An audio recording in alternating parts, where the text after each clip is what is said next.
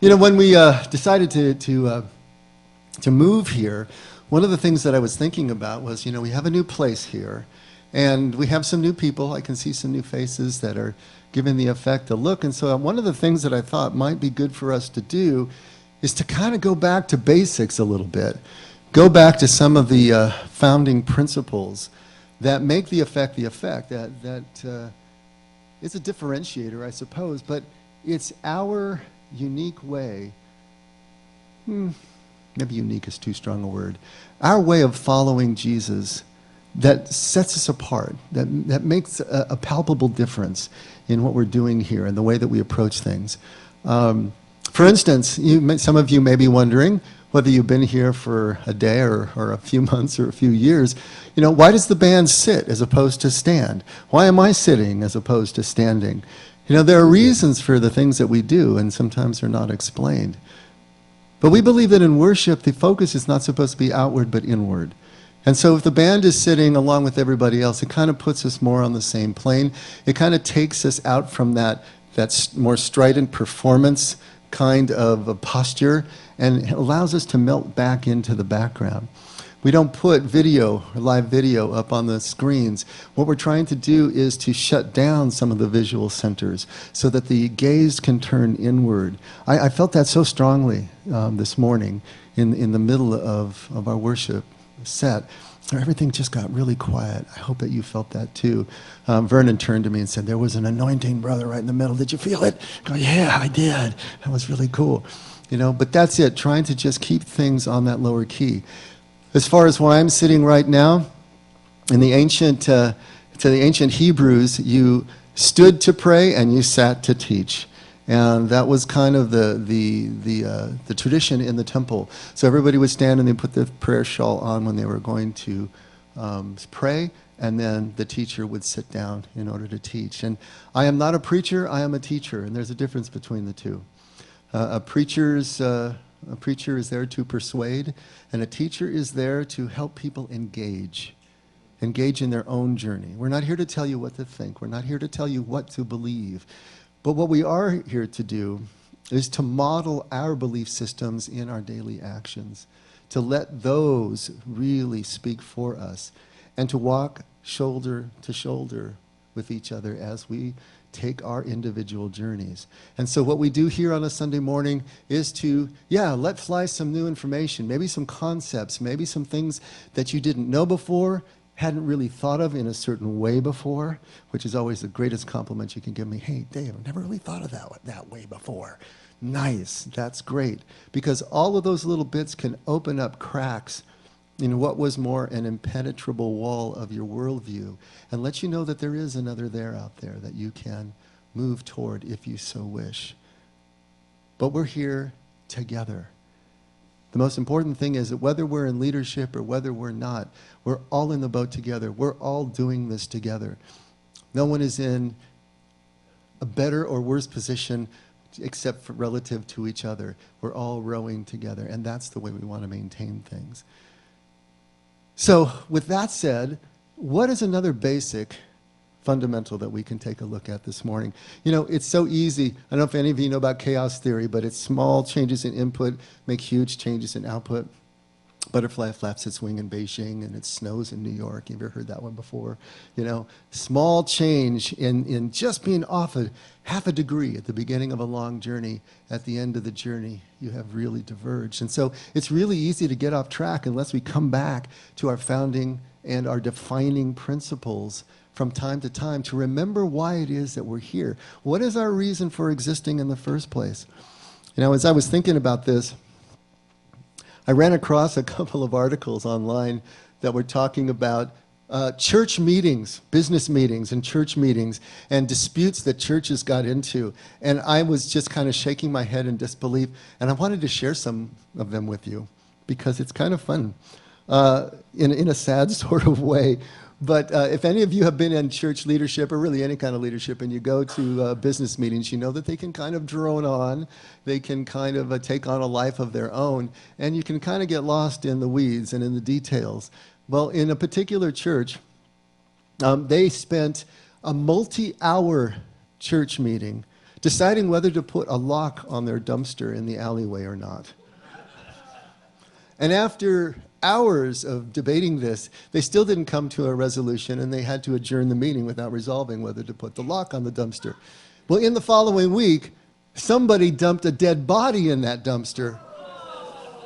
The very next day, they had the lock on the dumpster. Another church was going through a name change. And name changes can be really difficult because they do go to your identity as a faith community. But this argument why not to change the name was that how will Jesus know who we are when he returns if we change our name? Another church had a 2-hour meeting discussing donuts. The issue was whether or not people could eat them in the worship center. Now, we've had meetings over donuts too, but they last about this long, and but 2-hour meetings over donuts. Another meeting had a multi-hour business meeting on what type of lawnmower blades to purchase for the lawnmower. There was a record time for a business meeting. This church business meeting began at 7 p.m. and took a break at midnight to resume the next evening. The point of contention was the type of wheels to put on a church shuttle, standard or chrome. There was another church meeting, was a vote to whether to close the church. The congregation had called a business meeting for the singular purpose of voting to close the church. Due to lack of interest, not enough members showed up to have a quorum. Kind of enough said, don't you think? Other issues that churches have been fighting over. And these are actual churches that responded to a pastor who's a blogger who was asking about church meetings and things that have torn their churches apart. They had one church wrote in and said they had an argument over the appropriate length of the worship pastor's beard. There was a 45-minute heated argument over the type of filing cabinet to purchase, black or brown, or 2 or 3 or 4 drawers. A fight over which picture of Jesus to put in the foyer. A petition to have all church staff clean shaven. Right there. All right. A dispute over whether the worship leader should have his shoes on during the service. You got to watch these worship leaders. You know, it's kind of funny, but, our co-pastor, Jeff, you could hardly keep the shoes on that surfer boy. I mean, he was, especially on Tuesdays, you remember? He was always up there in bare feet. Hi, I'm Jeff. I'm a heroin addict. And that was just who he was. He was a little better on Sunday mornings, but, to decide whether he should have his shoes on during the service. Business meeting arguments about whether the church should purchase a weed eater or not. It took 2 business meetings to resolve the weed eater issue. An argument on whether the church should allow deviled eggs at the church meal. Think about it. Think about it. This guy said only if it's balanced with angel food cake. Okay. Some church members left the church because one church member hid the vacuum cleaner from them. It resulted in a major fight and church split over a vacuum cleaner. A dispute in the church because the Lord's Supper, in other words, communion, had cran grape juice instead of straight grape juice. An argument over whether to have gluten-free communion bread or not. And 2 different churches reported fights over the type of coffee. In one of the churches, they moved from Folgers to a stronger Starbucks brand, and in the other church, they simply moved to a stronger blend, and many members left the church over that issue. Oh my gosh. You read through these, and you just have to shake your head, and it's like, how in the world does a church body, a group of people professing to follow Christ, get so lost in the weeds that they can't see what's going on right in front of them, that they can't see these issues. But you know what? As I was thinking about this, it's not quite as unbelievable. I mean, when you stand out and it's from the outside looking in, it's so absurd. But I guarantee you, those people inside were so passionate and so angry and everything, and just inside that bubble, to the extent that they thought these issues are really important. They thought they should take a stand. And it's kind of like when we get to the point that we're no longer ready or willing to face the real issues in life, the deep foundational issues, then the trivial issues become more and more important to us. And you may have seen this in marriages, you've seen this in different, just human groupings, how the trivial gets so much attention because the deep issues are not being faced, you know?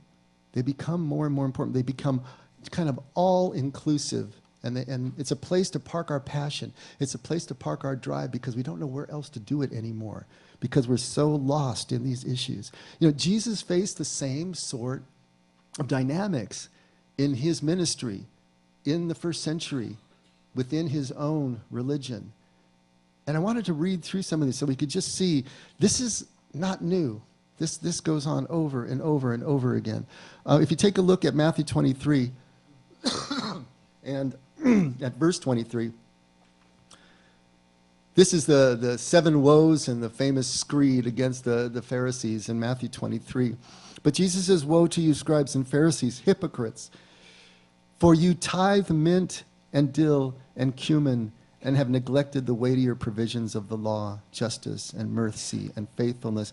But these are the things you should have done without neglecting the others." Now, just to give you a little bit of background on what's going on here, what we call the Old Testament, the Hebrew Tanakh, their mikra, their actual body of scriptures, has a provision for tithing. And there was one portion that was 10% that needed to go of all of your produce because the Levites weren't given any land. They were given control over the temple and the things of the Lord. And so all the other 11 tribes would tithe the 10% of all of their produce, their crops and their livestock, and give it to the Levites so that they were supported to be able to do what they did religiously and institutionally for the rest of the nation. And so that 10% is just one portion of what the Jews were supposed to give in terms of their national tax.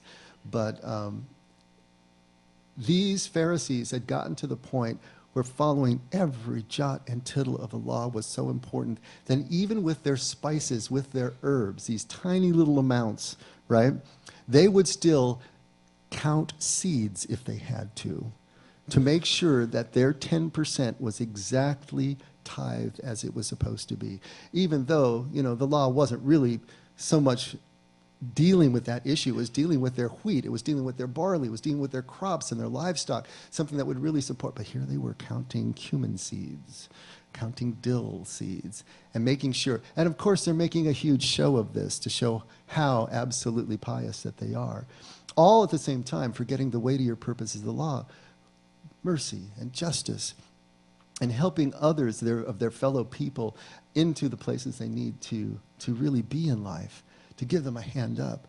You know? Jesus says that you won't lift a finger for anyone around you. You won't enter kingdom. You don't let them enter kingdom. They were just caught up in all of these details.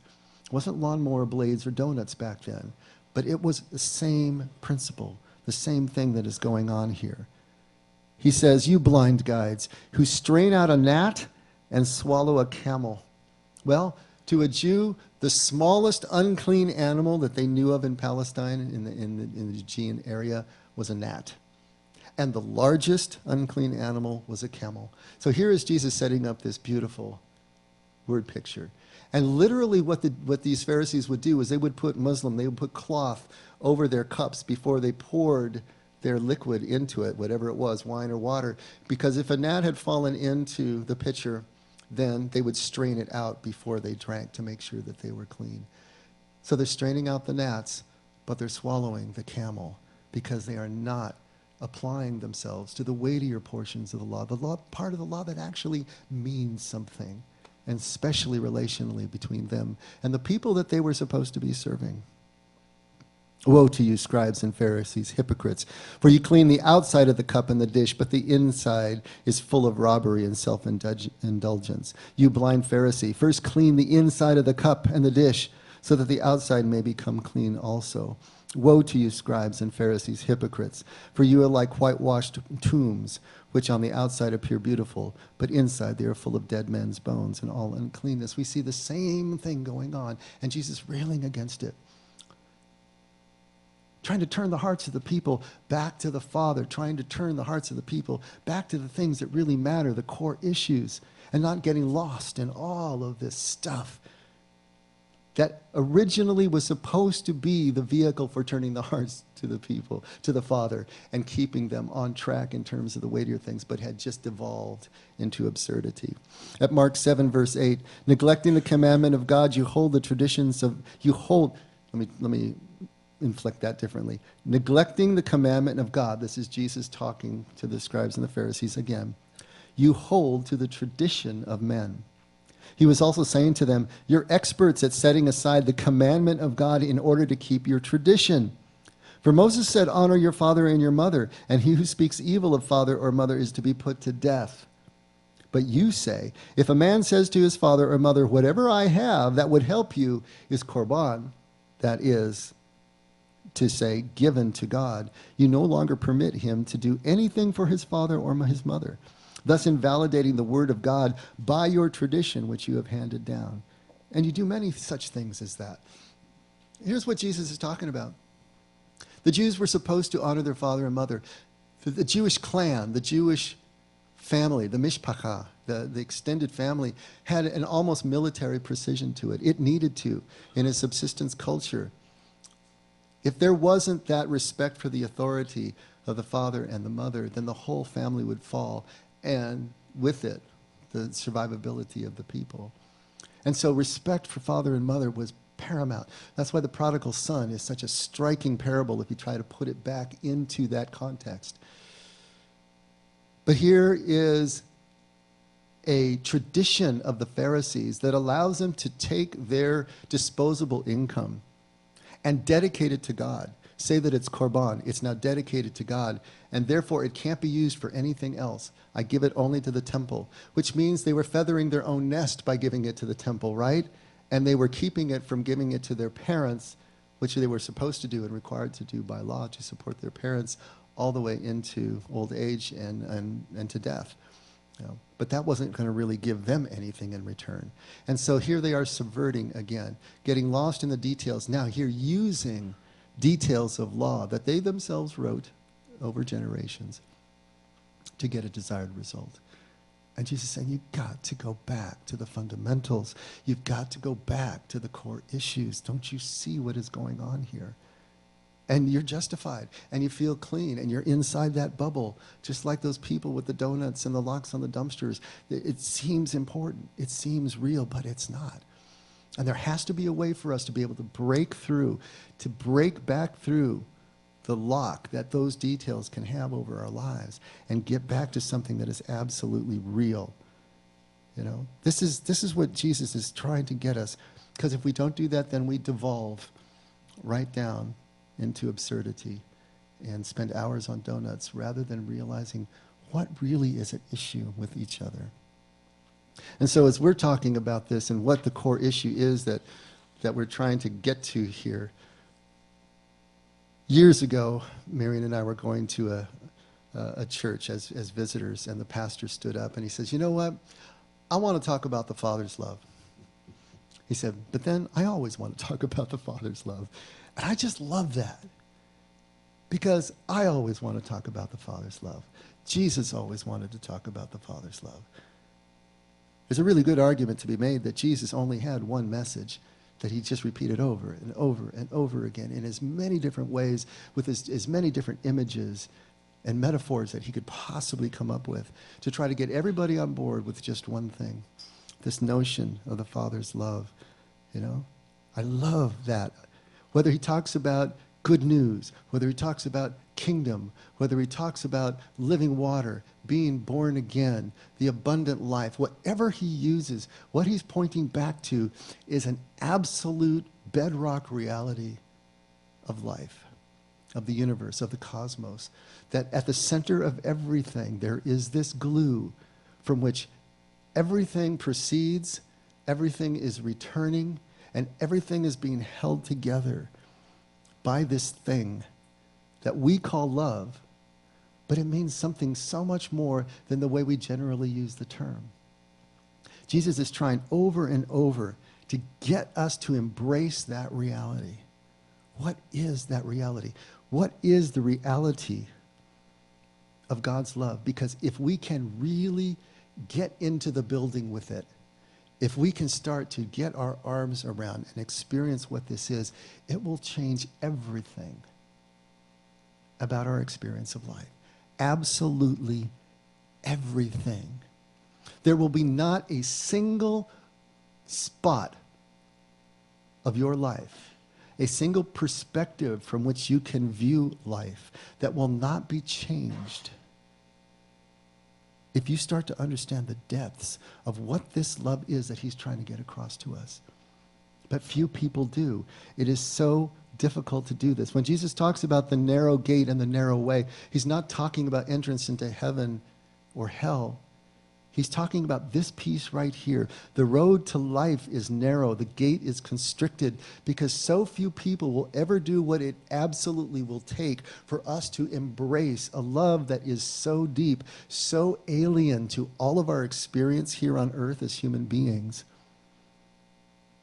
that we would ever comprehend it, unless we are willing to shed everything that we think we know. And now we're back into the shape of the journey that Jesus talks about over and over again, all for the expediency of being able to apprehend, get a clue about what this love is all about. I am the way, the truth, and the life. No one comes to the Father but through me. Because only through this way of living life can we start to get a glimpse of what this love really means. It's got to take us on a journey that will shatter everything we think we know and change everything in its wake and give us the freedom to live life. Jesus' way is always the descent and the ascent. We've talked about this over and over again. What Jesus' way will do and what his teaching style will do, if you let it, is take you into what some call liminal space. And liminal is a word that comes from the Latin limen, and that means a threshold. You know, it's kind of the space between spaces, if you will. You open a doorway, you stand on the threshold. There's a space that you're coming from, there's a space that you're going into. You're in the space between the spaces. You're not any one place yet. You're just in this transition period. It's a very difficult place for us to be psychologically, emotionally. We don't like it. We want to be certain. We want to have something to stand on. We want the edges to hold on to. But if we're going to experience something as singular, as other, as this Father's love, then we are going to have to make this transition, this journey. The classic image for me is the trapeze artist. I love that image. You know, you got the trapeze artist swinging back and forth, and here's the next bar that he or she has to go to. What do they got to do? At some point on the arc of this swing, they have to let go of that bar, maybe even before they've seen the position of the next one, trusting that its arc is coming so that they can grab it and continue on and not end up in the dirt. Sometimes they're backwards and they let go and they spin. Have you seen that? And there's the bar right there and they grab it again. Or maybe they come off that bar and they do a flip, and there's the next bar or the next person grabbing them with their hands. But think about it. There is a point at which you are attached to nothing. You have let go of the old bar. You haven't really grabbed on to the next bar yet. You trust that it's going to be there. But you're free falling in that moment. And there is no way to hold on to one bar and grab the next. This isn't monkey bars. This is something different, you know. You actually have to let go in order to get the distance, get the arc, get to whatever it is that they need to be able to get to the next bar. Everything that Jesus is trying to get us to do is to let go of the old bar. Because as long as you're hanging on to that, you can't get to the new bar. And if your goal is the freedom of knowing how you are really loved, and how you can love in return because of the love that you have and can't lose, then everything depends on your willingness, your ability to let go. Look at what Jesus is doing here at John 3. This is the classic chapter from which John 3:16 comes from. It's Jesus and Nicodemus. Nicodemus, one of the Pharisees of the Pharisees, one of the most renowned teachers of the law, comes to Jesus at night. You know, he's got his, you can just imagine, he's got his talit on. He's coming incognito. He doesn't want anyone to see, but there's something about Jesus that he wants to know. He's feeling the rub, you see. He's feeling that sacred tension. He knows something is going on here. He can't risk his reputation getting shot yet, so he comes at night, but he starts asking Jesus questions. And Jesus answers him, and he says, "Truly, truly, I say to you, Nicodemus, unless one is born again, he cannot see the kingdom of God." And Nicodemus says back to him, "How can a man be born when he is old? He cannot enter a second time into his mother's womb and be born, can he?" Okay, notice what Jesus is doing. He's giving him a series of opportunities, invitations to let go of the old bar. Here's the first one. Here's the word picture. You got to be born again, Nicodemus. You come asking me all these linear questions. You're trying to parse it out in your mind, but it's not going to work for you. As long as you're holding on to everything you think you know, holding on to that bar, you can't grab the next one. You've got to be born again. There's an image. And of course, Nicodemus is not yet ready, willing, or able to let go of that bar. And so, of course, he misunderstands and takes it absolutely literally. What, can I crawl back into my mother's womb in order to be born again? What are you talking about here?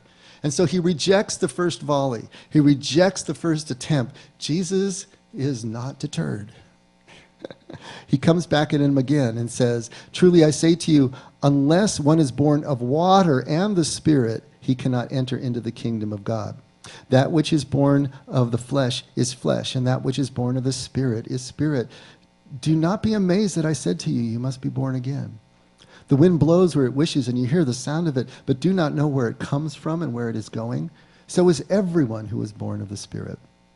And Nicodemus, so there's the next volley, and Nicodemus says back to him, "How can these things be?" And Jesus answers and says, "Are you the teacher of Israel and do not understand these things?" Wow, what an indictment. Jesus will throw volley after volley after volley, image after image, evidence upon evidence, and to keep building the case where eventually the person has enough that they can finally start to loosen the death grip and let go. Now that's about as far as this conversation goes, and we do not see Nicodemus willing to let go of the old bar yet. But we know that he eventually does, because by the time of the crucifixion, it's he and Joseph of Arimathea who stand before the Sanhedrin in favor of Jesus and make sure that he is buried properly under the law. We know that he gets it. We don't know when he gets it. We don't know the time frame. But there it is. Jesus working tirelessly, not flagging a bit. Image after image after image. And here's the next one that we actually read last week, but taking a look again in a different context. This is Jesus moving from Judea through Samaria, going into the Galilee, and he encounters the Samaritan woman by the well. When all of his followers have gone into town to buy supplies, he's sitting at the well. It's hot. He's tired. He has nothing to draw the water with. Here comes a Samaritan woman, and he asks her for a drink. And she's amazed, and she says, "How is it that you, being a Jew, ask me for a drink, since I'm a Samaritan woman?" For Jews have no dealings with Samaritans. And so here's the first volley. Jesus breaks a social boundary in order to reach her. That's the first thing he does. Are you willing to let go enough of your bar here, just at the social level, in order to be able to apprehend something new? Can you do that? Excuse me. Maybe a little water.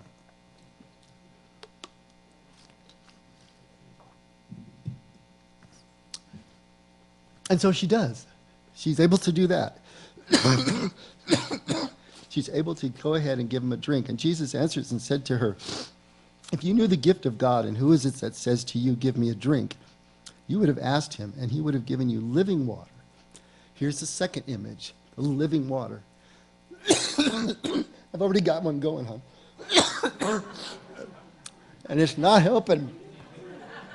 Oh, man, I have been fighting this thing for 2.5 weeks. It's not leaving me alone.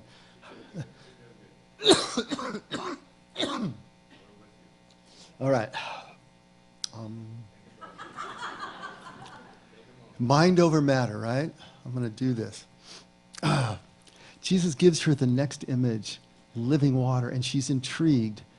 But still she misunderstands, you know. Again, she can't get her head wrapped around a metaphor that big. And he says, Jesus answered and said, if you knew the gift of God and who is it says to you, give me a drink, you would have asked him.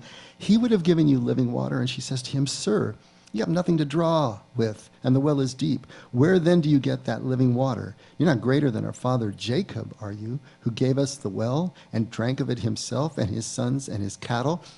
Fighting back, being literal, over literal, hanging on to that bar for dear life. She's not ready to let go. And what does Jesus say? Everyone who drinks of this water will thirst again, but whoever drinks of the water that I will give him shall never thirst. But the water that I will give him will become in him a well of water springing up to eternal life. And the woman says, sir, give me this water so I will not be thirsty nor come all the way here to draw. And he says to her, go call your husband and come here. She rebuffs him again. She's still taking it literally. What's the next thing? Go call your husband. All right? I don't have a husband. You've spoken truly, for you've had 5 husbands, and the man you're living with now is not your husband. Bam! 2x4 across the forehead, right? Now he's going to play the prophet card and see if he can get through to her this way. And it works. Finally, sir, I perceive that you're a prophet. But now she devolves again and starts talking about the difference of worship between Mount Gerizim and Mount Moriah and all this. But he brings her back to worship in spirit and truth, which was our point from last week. But do you see what's going on here? It's so important that you see, because this is every man. This is every woman. Every single one of us. When you are confronted with a concept this big, when you are confronted with a love that is so absolute, so unchanging, so all-encompassing, it does not compute. Your head cannot wrap around it. And even if you think that you've got the concept, you're still holding on to that bar, I guarantee you. Because that's what we do. We hang on to what we think we know. We do not let go of these things willingly until layer after layer builds up. You know, it's like that what is it, mule that falls down into the well, and you want to bring lines down and drag it back up again, but there's an alternative way to get the mule out of the well. Just keep dumping dirt down there. Every time the mule shakes it off, he's standing a couple inches higher, and eventually you can just build him right out of that well. That's the way life really works. It's a slow building up, and we see Jesus doing this over and over in his teaching style. A slow building up that finally gets us enough into the light that we can see a there that allows us to let go of the old, of the limiting, of that which is exclusionary, that which keeps us apart from each other, so that we can grab onto what Jesus is trying to show us and where he's trying to take us. It won't happen overnight, but it will happen if we become more and more willing, if we will stay in the place of disturbance, stay in that liminal space between the spaces, not run back like a kid scared by the waves to his mommy's lap when it comes in. But stay in that space until we can finally push forward again. Are we willing to stay right on the threshold? This is what Jesus is asking us to do. This is what he's trying to get happening in all of our lives. Bridge that gap in the space between the spaces. This love that Jesus is presenting is so complete. It's so absolute. It's so unconditional, that it's an actual statement of reality. This is the way the universe works, he's telling us in essence. 1 John tells us that God is love. It doesn't do love, choose to do it or not. God embodies, is, down to the table of the elements, whatever, however that applies to God. God is this glue, this first essence, this thing called love. And Jesus is trying to get this across. But I'll tell you what, it is so different than what we pass for love in human relations, generally speaking, that if we're not outraged by what we find when Jesus presents this love to us, then we haven't even entered the building yet. If we're not offended by this love, then we haven't begun to even swing enough so that we can get into the liminal space, the place where we can let go of the old bar. It absolutely is outrageous when you consider a love like this. Consider the elder brother of the prodigal son, right? You know the story. Man has two sons, older and younger. The elder brother stays home, does exactly what he's told. The younger brother takes his portion of the inheritance, goes out, squanders everything, ends up eating pig husks, which to a Jew is the lowest that you could possibly sink, metaphorically speaking, right? Then finally realizes, enlightened self-interest, hey, the hirelings at my dad's estate live better than this. I'm just going to go home and say I'm not worthy to be called your son. But just hire me back on, please, so I can eat. When the young man just gets within, crests the rise, and the father can see him, the father is off at a dead run and drapes him with kisses and kills the fatted calf and orders the party because his son is back home again. Doesn't even wait for the boy to get the words out of his mouth of any kind of contrition. There is really no contrition even mentioned in Jesus' story. It's only enlightened self-interest. I can live better as a hireling with my dad. He doesn't even say the words that he's sorry for what he did. And the father doesn't wait to hear them. He doesn't care. He's here, he's back in my presence, and therefore he gets everything that I have to give. And the elder brother is outraged. He's angry. He won't come into the party because he's the one who was entitled. If you haven't felt that outrage, if you haven't felt that offense, if you haven't felt that righteous anger against something that is not fair, then you are not even starting to consider what Jesus is talking about when he talks about a love like this. Jesus tells a story of workers who come to the vineyard early in the morning, midday, and just an hour before closing time, right? And the ones who came early in the day were promised a certain wage. And so when it comes time to pay everybody at the end of the day, the vineyard owner starts with the ones who came last, and he pays them the full day's wages. And so the ones who came early in the day said, wow, then we're going to really get some good time and a half today, right? And they get paid the same, and they're angry, and they're outraged, and they're offended because they're not getting the concept. If you sit here and exist at all, you get everything that there is to get. There is nothing else that could be gotten that you haven't already received because you're sitting here and have been sitting on this planet for as long as you've been sitting on this planet and breathing. And there is no other reason for the outpouring of everythingness. The father says to his older son, son, everything I have is yours. And of course we say, what part of everything don't we understand? Why are we still trying to get some more? Why are we still trying to limit someone else's share as if that gives me mine? When there is no zero-sum game here. Jesus is trying to get across to us, everybody, everything is loved equally and can't be loved any other way because of the nature of the Father's love. It just is. It self-exists. That's not fair. You realize that, right? That's not just. You realize that, right? God's love is not just. God's love is not fair. And unless you are rocked to your core by that, unless that really does something to you, if you are not offended by that, then it hasn't gotten through yet what that really means. Everything about justice is balancing the scales. Everything about God's love is deliberately unbalancing the scales, always in favor of the beloved. There is no justice in God's love. There is mercy. There is compassion. Yes, there's a place for justice, but it has nothing to do with God's love. It has to do with the maintenance of human groups. Yes, we need the justice in those groups, but it doesn't reflect God's love. And this is the mistake that we've made for millennia with the church. We've tried to mirror and match somehow, resolve somehow justice with God's love, and you can't do it. Justice, meritocracy, the sense that we have to make ourselves worthy to earn a place in God's kingdom, that is what hanging on to the old bar looks like. That's the bar that we're hanging on to. And as long as we're hanging on to any shred of any sort of concept that what we do needs to earn God's love, we will never be free to grab onto the next bar. And until we grab onto the next bar and understand how we are truly loved with this kind of abandon, then we will never be able to graduate past a parochial love, a love that loves this much and not that out there. The highest form of love Jesus always called out was love of the enemy.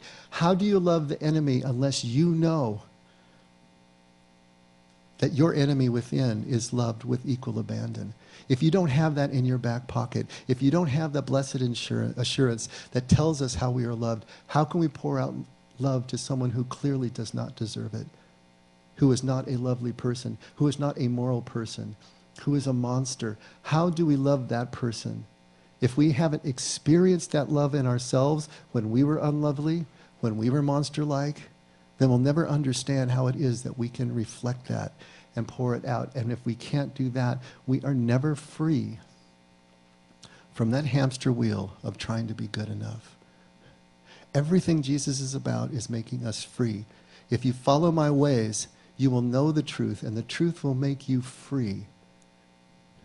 Let go of the old bar, grab onto the new bar, and then let go of that bar and grab onto the new bar, and then that bar. It is inexhaustible in terms of what we will learn from the Father.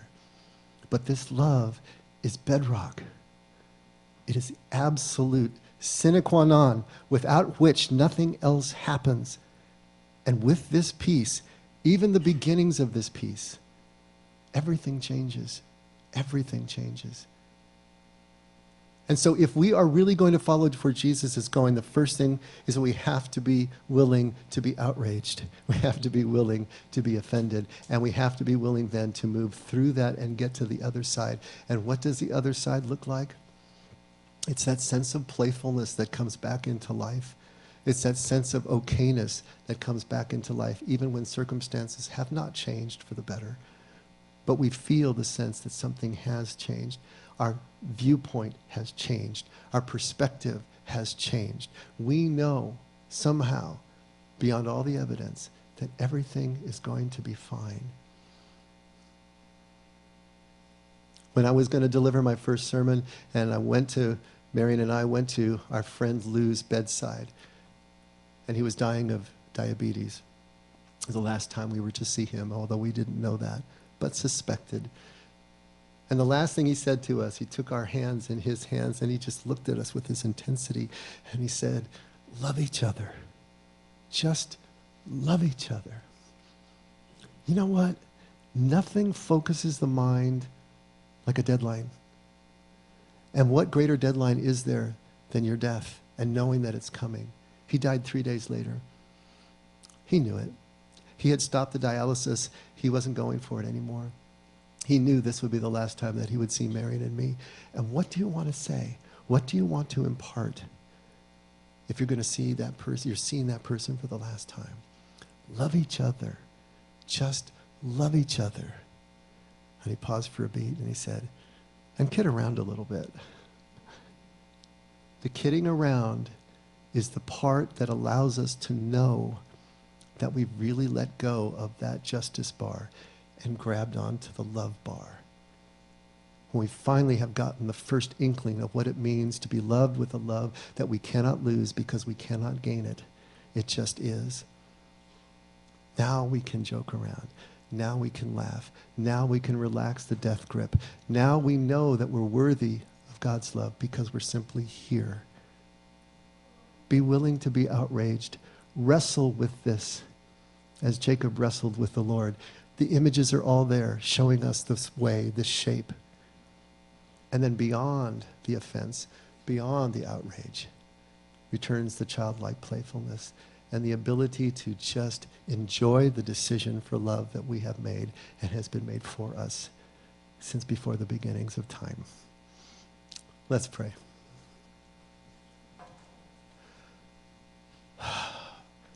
Father, thank you. Thank you for allowing us to return to first principles. Thank you for the first principles themselves. Help us more and more to break down what needs to be broken down so that we can let go and free fall into this love that you have for us. Give us the courage, give us the abandon, give us enough of the evidence. Help us to read what we need to read and see what we need to see, experience what we need to experience more and more to understand that there is a love at the core of all this that we may not have considered. Help us to look at our lives and see the evidence of that growing sense of your love or lack thereof and make decisions based on that. We want to be free in you, Lord. Thank you for giving us every opportunity to do just that. Thank you for loving us the way that you do. Never let us forget. We can only love in return because you loved us first. In Jesus' name we pray. Let's all stand.